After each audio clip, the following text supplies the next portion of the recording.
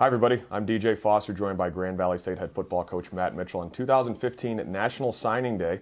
Mitch, thanks for joining me today. It's kind of the culmination of past, 6-8 months of you and your coaching staff kind of going around the country and trying to bring the best players possible here into Grand Valley.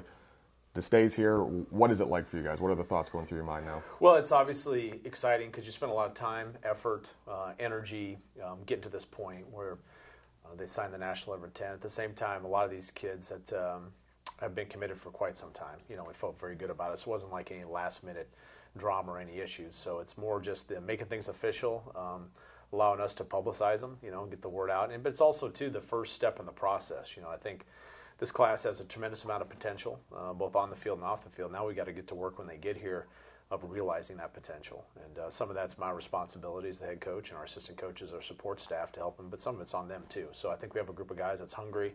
They want to come in here and impact Grand Valley football. They want to be a big part of this campus. They want to be a big part of this program and try to get Grand Valley where it needs to be on a conference level, on a national level. Since you've been at Grand Valley State as an assistant and as the head coach, has this process changed at all? Has this day, obviously it's a little more inflated, the ESPN era, it's all over, but has it changed at all the way with you guys do things? Well, I think, this coming up my 12th year part of our program, the timeline's changed a little bit. I think we've done more in the spring following their junior year, identifying prospects. We've done more in the summer of evaluating them at camps and then have them come to our camps. A large number of these prospects attended our summer camps. And so we probably start the process a little bit earlier. Obviously the finish is the same, but we start things earlier and narrow down our list, and that's what allowed us to really select the guys that we wanted to go after hard in the month of December. And that's another reason why I think we had a lot of guys that were verbally committed to us in that month. The NFL draft always talks about whether you're drafting for need or best player available. How do you guys have a mindset like that? Do you go out looking for certain positions, or are you kind of going with, hey, the best guy that we can get in here and we'll figure it out later? Well, not to be a cop-out answer, a little bit of both. This was an important year for us offensively. Last year's class, just based on, availability and scholarship dollars, we just didn't have a very large offensive class. And this year we knew there were some specific positions offensively we had to identify. And then I'm always of the mindset that the way that you can win football games in the GLIAC, especially as you get into the late in the season, the playoffs, is up front, O-line, D-line, and so you can't ever have enough good playmakers on the defensive line, and you can't have enough guys up front on the offensive line. I think last season you saw that hurt us a little bit at times last year. So there's always those philosophies, but at the same time, you're not going to walk away from a player you think can help your program, both on and off the field. Mm-hmm. And so there is some like the best player available, and let's try to go out and attract guys. And I would say, one thing that factored in the size of this list, DJ, was, our assistant coaches. We had 7 assistant coaches that did a great job developing relationships, developing prospects, really working things. And so when you have 7 guys that are pretty passionate about recruits, it's hard to say no to those guys too. When they feel like the kid's going to be a great fit for your program, and you as the head coach get to know the family and the prospect more, it's tough. So, it's been earlier, but other than that, it still has the final date, and still most of our stuff is done, after their senior season, which is the way I like it because we like evaluating their senior tape. You had a big senior class last year. I think 22 members of your senior class. Did you set out to have a big recruiting class here? You have 37 recruits in total as of right now. Did you set out to have a number in that ballpark? Well, within the dynamic of Division II, when you lose that many seniors, that opens up more, quote-unquote, salary cap space. Mm-hmm. You have more scholarship money available. So you're going to have a bigger budget to work through to sign kids. I think that's one factor why this class is a little bigger, like you mentioned, the senior class. I think the other factor is we have some preferred walk-ons on this list that we actively recruited that have the potential to be good players. And, when you start adding some of those pieces of the puzzle too, that can get your list a little bit better. And then we reached out further geographically than we probably ever had before. You're going to see, we still led the way with Michigan commits in terms of the numbers, but we had 18 out-of-state commitments, and that would be, a pretty big number within the recent history of Grand Valley State. Yeah, talk about that. There's no word if this is your biggest class ever, but it is pretty much officially your biggest out-of-state class. Talk about that, and if that was a conscious decision or that just kind of how things played out. Well, I think we always take care of Michigan first, and so we had some guys on the board take a look at guys in Michigan, but we also wanted to increase competition at each of those different positions for recruits and take a look and try to get the best possible player. And it led to us to really identify some really good prospects. And we don't go all over the nation. We're still pretty much a regional institution. We recruit regionally. But we do actively recruit Illinois, Indiana, and Ohio in addition to Michigan. And our coaches got out and saw a lot of camps and saw some kids. And we had a lot of kids make a lot of sacrifices, determined driving to see game days, coming on unofficial visits, things like that. That led us to identify some out-of-state prospects that we felt were really good, really good fits for this university, both from not only a football standpoint, but educationally. And we were fortunate to go after those guys and get them. And so I think us, just broadening our scope a little bit more than maybe we had to try to make sure that we get the best talent base possible, I think as a result you're seeing a few more out-of-state kids. Similar to like a professional league draft, you probably don't know how good the draft class is until a few years down the road, same with the recruiting class. But here today, how can you kind of evaluate this class? Well, I think, you look on the offensive side of the ball, it's as good a class as we've had here in last, at least I can think 2-3 years. There's a good variety and mix of O-line, wide receivers, running backs, quarterbacks. We have really good balance on the offensive side of the ball. 2 years ago's class, we had a quarterback committed. We ended up losing him late, so we didn't sign a quarterback in the class of 2014. We only signed 2 offensive linemen in the class of 2014 and 2 wide receivers, so more volume that way. So I think it's a really, really strong class overall. It's really strong on the offensive side of the ball, and we need that at this point. Yeah, let's start there. Obviously, losing Heath Parling and Isaiah Grimes, so you replaced those with 2 other quarterbacks. Talk about those guys. Well, like I said, we didn't sign a quarterback last year, so it was critical for us to go out and get a quarterback. And we had our kind of board put together, and we had 3 guys that were kind of in that first tier. And one of those committed to a Mid-American Conference school, but we got the other 2 that we wanted in terms of our evaluation of the top quarterbacks. So Matt Crable is quarterback from Moeller High School in Cincinnati. If you're familiar with football, it's a national level type program. Mm-hmm. They're ranked nationally. There's a lot of high expectations at that program. And with all of our quarterbacks, I spent more time talking to them about the history and tradition of Grand Valley quarterbacks, because when you come in here, you are going to get compared to Jeff Fox, Kurt Ains, Cullen Finnerty, Brad Eichek. You're going to get compared to those guys. Mm-hmm. And these guys need to understand that and those expectations. Obviously, Matt played at a program where they have huge expectations. It's a year in, year out team that's in the playoffs, competing for state championships. So he understands the pressure and the responsibilities that come with being the quarterback at Moeller, and also playing at a high level and playing around some really good players. I mean, there's not a higher level of competition, arguably, than that league and where Moeller plays in the state level. So you got that going for you. You got the fact that it's a football family. His dad, Bob, played at Notre Dame, played in the NFL, was formerly the head coach at Moeller, so coach's kid, a lot of football. Older brother played college football. And what we really, I think, benefited from was that he only played a senior because when he was a junior, there was a kid ahead of him that ended up at Miami, Ohio. And so he was a one-year starter. And a lot of times in this quarterback recruiting cycle, the Division I schools are going after sophomores and juniors and getting these commitments. And I think that we benefit a little bit from that standpoint. He did a great job developing a relationship. Matt Bitsom did with him. And, he can run. I mean, I think that's one thing. If you click on his highlights, which we can't post the highlights on these kids, but feel free if you want to check them out. The fans can, to go online and Google their name. He can run. He can throw.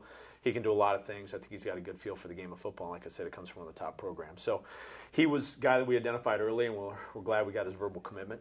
And then the other one that we identified pretty early was Cole Katopka. We had Cole up on our summer camp.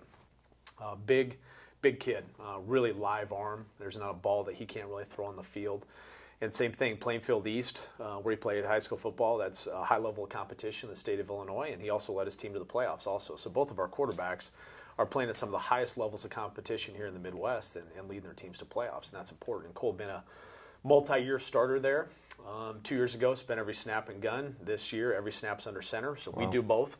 So he's been able to have some familiar with that. And again, he had a real affinity for Grand Valley and wanted to be here, and we got to know him and his family real well, and it was a great fit. So we had our top 2 guys, verbally committed early, and that allowed us to, because we felt good about those verbal commitments, get our top 2 guys and moved off some other guys on our list. And so that was good to know that was something we identified that we needed to get. We kind of got our 2 top guys in the class. Mike Rattay and Chris Robinson graduated also from the backfield, so you had to fill some more spots there, and you brought in, looks like 3 running backs. Talk about those guys. Yeah, I think we got a dynamic group here. Within the state of Michigan, Caleb Richard from Midland Dow, they made it to the playoffs this year. High academic individual, great family. We got 3 older brothers that It's a very strong support system around him. And there was some fierce competition in the recruiting battle, but fortunate to get Caleb. I think that if you watch his highlight tape, he can do a lot of things. And I hate to compare these recruits to current or former players, but Mike Rattay could do a lot of things, catching the ball in the backfield. Empty him out, was a good overall around football player, and I think Caleb brings that to the table too. So very mature. He knows what he wants, and we appreciate that from an educational standpoint, from a football standpoint. Very competitive person, and I think that he's got a chance to come in here and help us out, and just because of based on his skill set. So another Michigan product, Bryce Young, spent his junior year down in Tennessee, attended high school, then moved back up with his mom, attended his senior year at Ann Arbor Pioneer High School, and I think was the Ann Arbor Newspaper Player of the Year. And a lot of the coaches, when I went over on that side of the state, were raving about him. And same thing, he's going to be a flashy back. He can catch the ball in the backfield, has good ball skills, is elusive.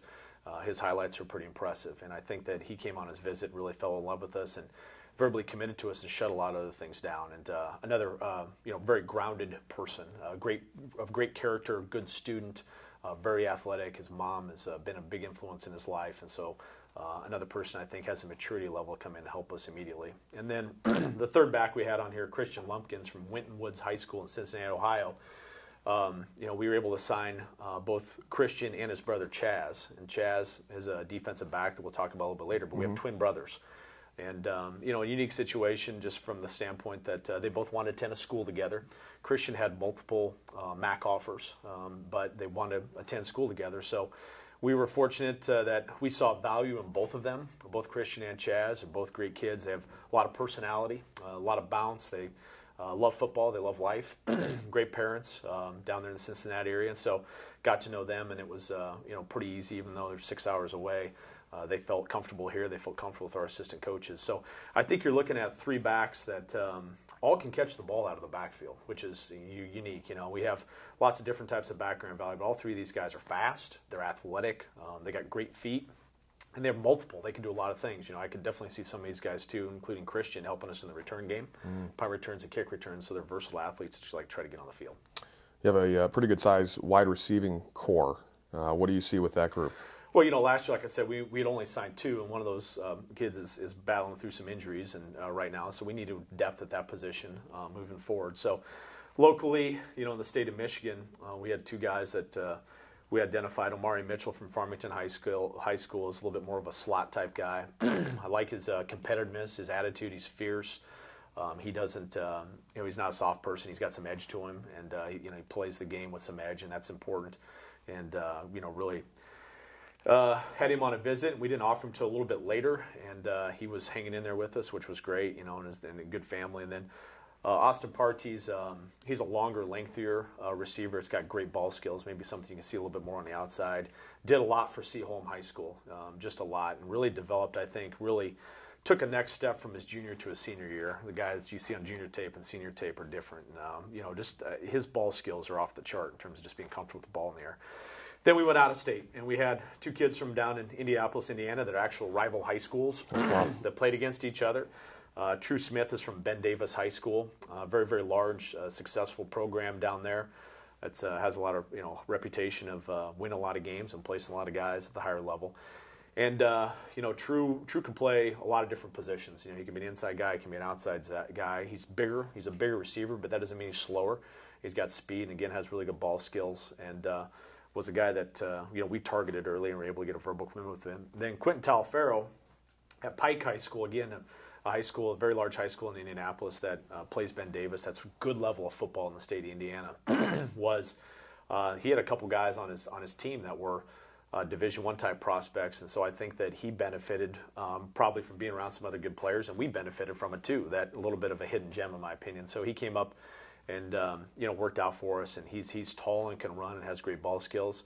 Love his approach, love his humility. He's a great kid, good student, a really high character person. And then from over in State Illinois at Mattea Valley, Nick Dodson. Nick's playing basketball right now, did a lot of things. I think he played either position, but maybe a little bit more of a slot type receiver, special teams guy. Another one with unbelievable ball skills, very competitive kid, quietly competitive. Great family. His dad had played, college football too, and so there's a little bit of a lineage there. And he's a competitive kid, you know, and again, that's a big high school in the suburbs of Chicago. So a lot of these guys, we tell you, look at all of these guys, especially the out-of-state guys, I mean, they're playing at a very, very high level of competition. That's important to us, too, that you're matching up against some really good players and seeing that. And a lot of these guys are also multi-sport athletes. And at the wide receiver position, we like the guys that play the basketball and do things and have been in those competitive arenas. So it's a deep, deep group of wide receivers, which we needed given our recruiting class last year. And one guy, so those are your freshman recruits. Talk about Carl Holmes, who is already here. Yeah, we got 4 guys. We'll talk about a few of them. The 4 guys that joined us in January. We'd known about Carl for a long time. You know, he had signed with Arizona State as a wide receiver and then went to Mount San Antonio College. And he was actually here a little bit in summer at the start of fall camp, and then he had a family emergency. They had to go back home to Los Angeles. So him coming in January really wasn't new. That was the plan all along. But he's going through winter workouts right now. He's taking classes. He's doing extremely well at Grand Valley. We just got to get him out there. Sure. Got to get him involved in spring practice and see how he fits in the picture for 2015. Let's go. All right, Mitch, we talked a lot about the specialists there, quarterback, wide receiver, running backs. Who are guys in the trenches that are going to be blocking for these guys up front on the offensive side? Yeah, well, it was a big year for us from an offensive line perspective. We only signed 2 offensive linemen last year, so we really need to go out and get some prospects. You know, so you start in the state of Michigan. Calvin Graves from Southfield High School. We've got a couple other kids coming up on our signing list we're going to talk about from Southfield. We also have some current guys on our list from Southfield. So Southfield is a high level of football here in the state of Michigan, made to the playoffs this year. So Calvin's big. He's a big, aggressive offensive lineman. I think he played a number of spots, probably started in tackle.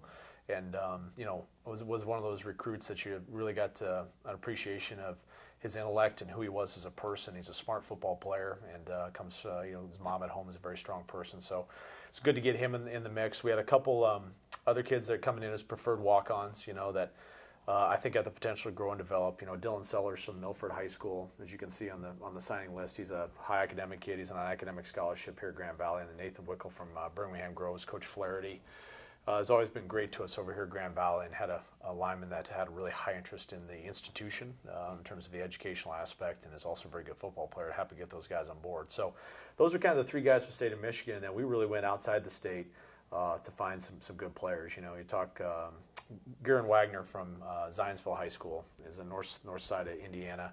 You know, spent a lot of time with him and his family. Coach Morrison really established that relationship early. Had him up, got him offered and committed, and he had a lot of interest from some other schools at a higher level, but stuck with Grand Valley, and that commitment and the character that the family and he showed meant a lot to us. And I think has just a tremendous upside, not only as a player, but also a person that could be a leader on our team, and also as a student. Comes from a family that you can tell really values education too, and the educational atmosphere of Grand Valley. So we went over to Illinois. There's 2 kids from Illinois. You know, Derek Sparkman from East Peoria. You know, just loves the way he plays the game. He gets after it. He's a very physical player. He's very aggressive. His older brother's a very good basketball player in Division II, and mom has been very supportive of her sons. And so, got a great family, but he's aggressive, gets after it. Our type of lineman, just he doesn't back down from anybody, and appreciate his. And then John Gauthier went to a private school outside of Chicago in the suburbs, Marmion Academy. They have an offensive lineman going to Western Michigan also. So we've got some very talented players there. And but John is extremely intelligent. He comes from some physicians in his family. They know a lot about Grand Valley State based on the location of the institution, and I think John has a lot of upside. You know, he's right now he's weighing in at 265 pounds, but he's 6'5" and has a frame I think that can really grow and develop like some of our other guys. And then if you know football, we talked about Cincinnati Moeller. If you know football in the state of Ohio, you know Glenville High School also. Glenville has a very strong tradition with Ted Ginn being the head coach. And John Trill played some center there. We think he's a true center and has played at a very competitive institution. So he's lined up against some defensive linemen in Ohio that are good, and he understands that expectations of playing those program. And I think it's good to get those type of players in our program. So it's a really, really solid group, both some inside guys and some tackles, and a group that will probably grow and develop. It's tough to play early on that position, but we're looking to grow and develop these guys. And we really did a good job of coming back off a class we only signed 2 with, getting a much bigger class. And and there's a lot of coaches involved with that. Coach Yoch, Coach Lewis. There's a lot of coaches involved in recruitment of these guys that are going to help our offensive line moving forward. Talk about the other side of the trenches, who those guys that you just mentioned, the offensive line will be blocking in practice and stuff with your D-line group. It looks like maybe your largest position group. Yeah, I think 2 years ago was evidence that when you're good up front, you're probably going to have a good defense. And so it's something that we got to continue to recruit for every year. And so we had a good mix of in-state and out-of-state kids. We also have a good mix, DJ, of inside defensive linemen and ends, guys that can help us that way. So, I think one that's interesting on this list, Nathan Brady is listed as a defensive lineman from Tecumseh. I think that we'll probably look at him as a tight end potentially. Also, he's a kid I'd play either way, but he might end up as a tight end, so that you could add that one to that tight end class on that list too. So he's a swing player. He's also a wrestler. I like that. The leverage he has, great family. Just a kid that comes from a little bit more of a rural school in the state of Michigan, but has a great work ethic, great lifter, just a really tough kid that can help you maybe on the east side of the ball, but like I said, maybe a little bit more towards the tight end.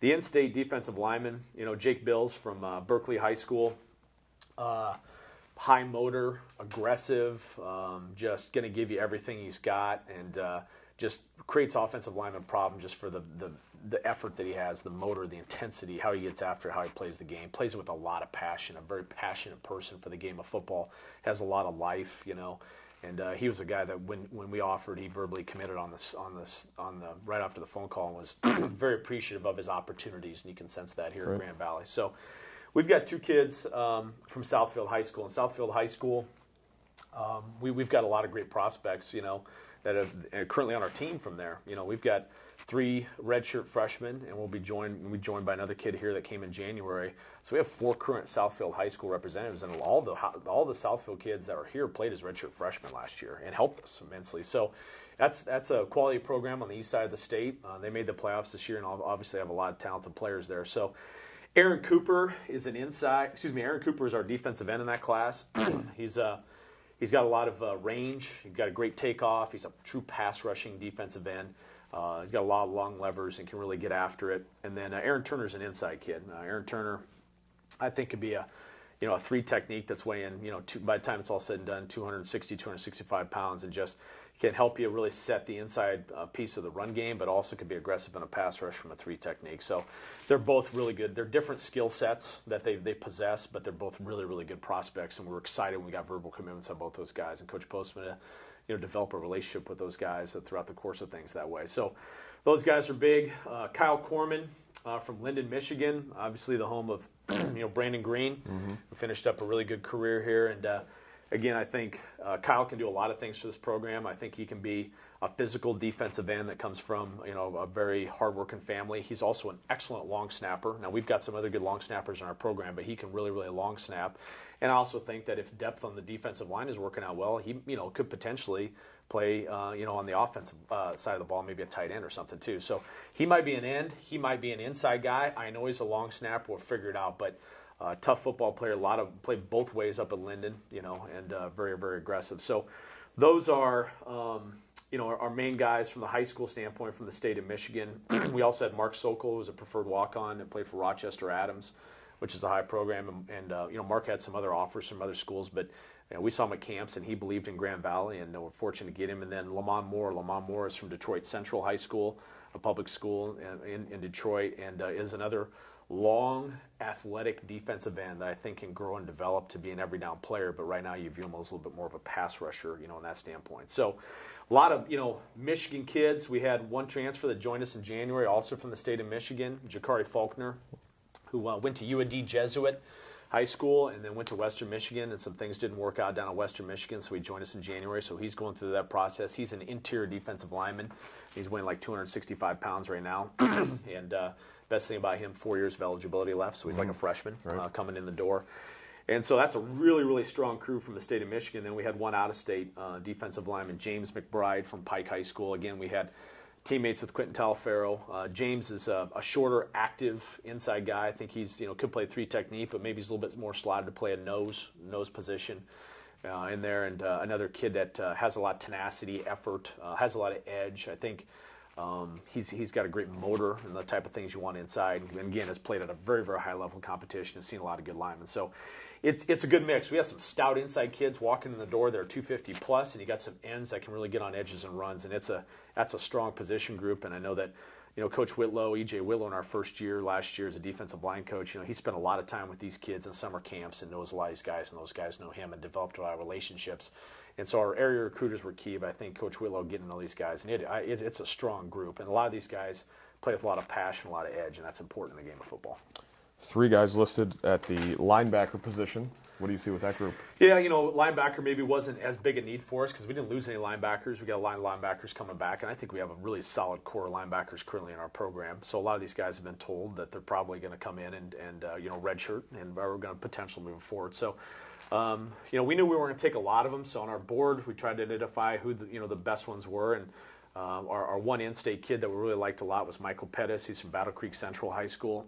He's very active. He's long, active. He's great when he blitzes. He gets us on edge. He's going to have to work on the physical end of the game, get a little bit more on that side. But he's a runner, active type linebacker that can run sideline to sideline and is great in pressures and also dropping into coverage and those type of things. And really appreciate his high school coach in terms of his support and development of him, given his situation, his background. So he was huge. And then really our top 2 out-of-state linebackers that we identified, we went hard to get. Obviously, John Jackson from Cleveland Heights, Ohio. I think he's a good blend. He's long enough and athletic enough that he can get on some edges and he can do some things, but he's also really, really good in the run game too. And great family. Dad has come on a lot of the visits, got to know him, and just really humble person, and appreciates his opportunities. And then spent a lot of time with Isaiah Nakansa. He was from Mason, Ohio. Went to Mason High School, and he's had to play a lot of different positions for his high school. And again, that's very competitive football in the Cincinnati area. He's had to play inside linebacker. He's had to play some stand-up defensive end. There's a lot of competition in the recruiting process for him. But, unbelievable support structure with his mom. His mom has been very influential in his life, and she has been right there with us in terms of the recruiting process and really got to know Isaiah. I think Isaiah has a tremendous amount of upside. His brother, not that Isaiah will ever play us, but his brother plays center at Toledo. So it's a football family. And he's a linebacker that can really do anything. He's a guy you can move around, do a lot of things. So we didn't sign a ton of them, but our top 2 guys we want to get out of state, we went and got. Looks like the biggest class on paper right now is your defensive backfield with 10 guys listed there. So go ahead and roll through those guys too. Sure. We had 2 kids that joined us in January. The first was Jacob Studdard. We recruited Jacob really hard from Southfield High School last year as a 2014 grad. Ended up losing him late to Youngstown State. So he went to Youngstown State, and after a semester at Youngstown State, they let their coach go, and there were some changes and those type of things. So he contacted us and wanted to get back and had some associations with guys on this team. So he's here in January. Greatest thing about Jake is he got 4 years eligibility. So he's like he's a redshirt freshman with the rest of these guys in there. And then while we were getting to know Jake, Kevin Wilson, who was his roommate at Youngstown State that played safety from the state of Florida, similar feelings regarding the situation with the coaching staff at Youngstown, some of the turnover. Had him on a visit, started to get to know him. So Jake's a corner, Kevin's a safety. They're both here now taking classes and doing really well in the workouts. And they've got to learn a lot. They both have 4 years eligibility. That's the unique thing about all 3 of our transfers on the defensive side of the ball. They got multiple years eligibility. After that, we want to identify and try to get some corners in this class. That was pretty critical. So we found some really good corners in state, and then also a couple out of state too. So locally, we start with Eric Plate from Greenville, Michigan. He's was our highest target locally in West Michigan that we wanted to go after and pursue. Great family. There's a lot of lineage there with his dad playing college football and his 2 uncles playing college football in the Big Ten. So they have a really good legacy within that family. Mm-hmm. Very, very productive at Greenville on both sides of the ball. I think that he could play a lot of different positions. I think, we looked at him as a corner. I think he could play nickel, potentially safety, do a lot of things. He was one of our top targets in West Michigan that we were able to get. And I think he had a lot of interest from Central Michigan, and some of the things that happened there late probably worked to our benefit a little bit too in order to get him committed. So he's there. In terms of the east side of the state, Kalen Dunham is a long, athletic corner from Plymouth High School in Canton, Michigan. Coach Sawchuk, and Heath Parlin is from Salem High School, which is also in the same school district. So Kalem's a prototypical cover corner. He's a long, athletic kid, great feet, can play man, can play cover 3. A lot of the things that we do at Grand Valley, and then. DeAndre Simpkins from Grand Blanc, Michigan. Bart Williams, one of the guys we fight for the quarterback positions from Grand Blanc. And DeAndre is another long, athletic corner that you like to have that can play some press man, can play some cover three.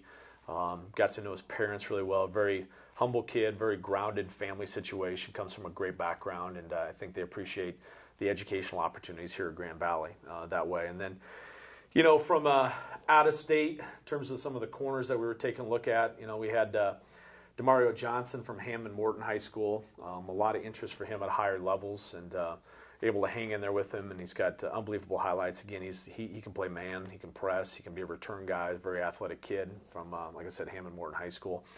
Jalen Harden is an interesting prospect from Ben Davis, obviously teammates with True Smith. I think Jalen could play a lot of things at Grand Valley. I think he could potentially be a corner. He might be a nickel or a safety, and he's also really comfortable with the ball in his hands too. So whether it's return game or maybe even wide receiver, depending on how things go, there's a potential for that. And then Chaz Lumpkin, a similar situation. Obviously, I talked about him being the twin brother of Christian Lumpkin from Wynwoods High School. Could be a corner, could develop based on body size into maybe a nickel. So you kind of have some hybrid guys at those corner positions. And then we did sign 2 true safeties. Devin Cook from Harrison High School had been verbally committed to Eastern Michigan, and then started to take a look around, and we were able to get him on a visit. Extremely physical. Harrison High School has produced a lot of great prospects, and they have a high expectation of winning there with Coach Harrington. So that culture is, it's a culture that has expectations like Grand Valley does. So he's not scared of those. And then one that we got late in the process that we're pretty excited about would be Colin Canusta from Mount Carmel. So private high school over in Chicago. Again, it's a really strong program in the Chicagoland area, and he's a physical safety, smart kid, physical, get down the box, hit you. His highlights are very, very impressive, and he came over his workout and really got to know him. He has a little bit more one of those guys that has a quiet confidence to him. He really approaches the game from a very grounded physical standpoint. So it's a good mix. It's a good mix what we need on the outside with corners, and it's also a good mix with the safety position. Last year's class we only really signed 1 corner, and it was important for us to get a few more corner prospects in this class, and I think we identified some guys that not only just isolated playing corner, I think they can play really anywhere in the secondary, and that's important. You have those moving pieces of Division II with the limited scholarships you have. To fill out the class, you have 1 specialist. Out-of-stater, talk about your punter. Yeah, I think, DJ, we lost a great punter, in Chris Picano, an all-conference type performer, and really, swung the field for us a lot. So specialists are a big deal to me. I think we felt like, with Joel Skipper having a couple years that we were okay at the extra-point field goal, but we wanted to get some competition. We've got a couple kids in our program, including Jamie Potts, that could potentially punt.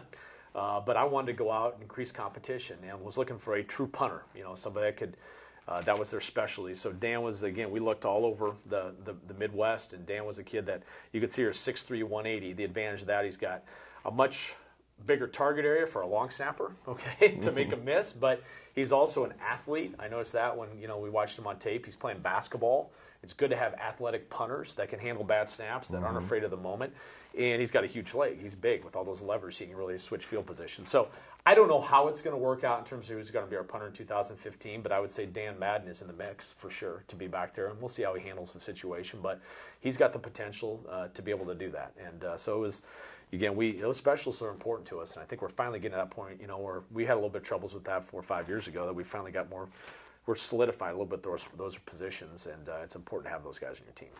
So we just rattled off all 37 guys, certainly quantity and hopefully quality as well. Any final thoughts with this group looking into next year? No, I mean, I appreciate our assistant coaches. There's a lot of time spent, getting them to the point where they're committed. Then we followed through. I think what was really special about this year, a couple weekends before a signing day, we had all of our committed guys come back unofficially or officially.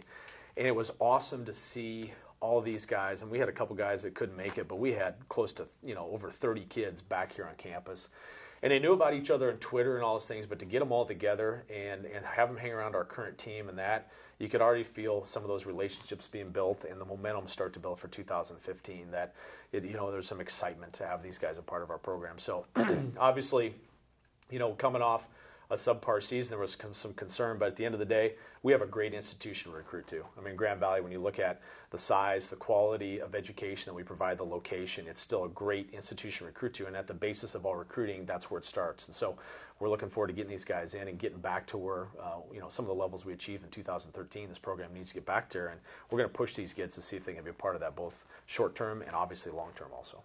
Grand Valley State head coach Matt Mitchell. Congratulations on getting to this point. You can kind of rest maybe for a little bit, hopefully, and then we look forward to seeing these guys on the field in 2015 and further on in the future. Thanks for joining us. Sounds good. Thanks, DJ. Thanks for watching the Grand Valley Sports Network.